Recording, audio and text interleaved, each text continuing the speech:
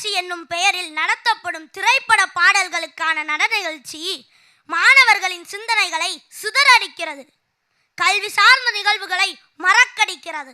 ஆண்டு விழாவிற்கு தேதி அறிவிக்கப்பட்டு விட்டாலே குறைத்தது 10 தினங்களாவது அரை நாள் மட்டுமே வகுப்பு நடக்கும். மீதி அரை நாள் நடனத்திற்கான பயிற்சி பட்டறிக்கே போய்விடும்.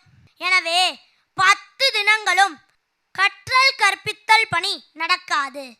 சில பள்ளிகளில் நடனத்திற்காக தேர்ந்தெடுக்கப்படும் திரை இசை பாடல்கள் விரசமானதாகவும் டப்பாங்குத்து பாடல்களாகவும் தான் உள்ளது.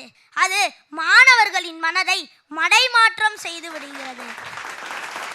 இன்று ஏழை எளிய மக்கள் கூட தன் பிள்ளை மேடையேறி ஆடுவதை பெருமையாக கருதுகின்றனர்.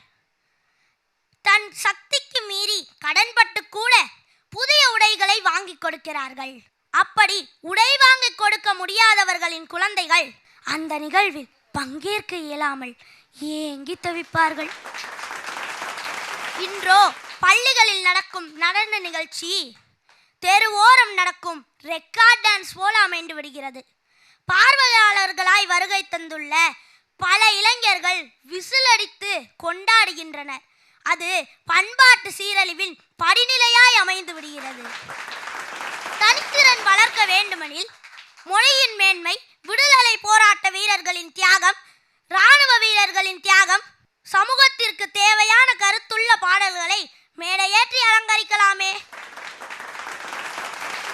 அது ஊர்ப்புறங்களிலும் கிராமங்களிலும் கோவில் திருவிழாம் போது நடன நிகழ்ச்சி ஆபாசமானதாகவும் நடக்கிறது. அதை மக்கள் கண்டு மகிழ்கின்றனர். அதை கண்டு சமூகத்தின் மீது கோபத்துடன் பள்ளி ஆண்டு விழாவிற்கு சென்றால் அங்கும் குத்துப்பாட்டுக்கும் வெத்துப்பாட்டுக்கும் தான் மாணவர்கள் நடனமாடும் அவலமான சூழலும் நடக்கும். கொடுமைன்னு கோயிலுக்கு போனா அங்க 2 கொடுமை திங்கு நாடிச்சான் அப்படிங்கிற சொலவர மாதிரி இருக்கு இன்னைக்கு ஆண்டு விழாக்களின் நிலைமை. நற்பண்புகளையும் நன்னடத்தையும் குழந்தைகளுக்கு ஊட்டுவதுதான் சிறந்த பள்ளியின் அடையாளம்.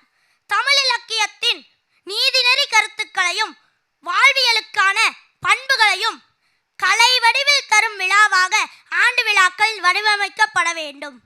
நம் மூத்தோர்கள் காப்பாற்றி வைத்துள்ள கலாச்சாரம், பண்பாட்டு, நாகரிகம் அதை எல்லாத்தையும் நாம் பேணி பாதுகாக்கும் வகையில் ஆண்டு விழாக்கள் வடிவமைக்கப்பட வேண்டும் என்று கூறி விடைபெறுகிறேன். நன்றி, வணக்கம்.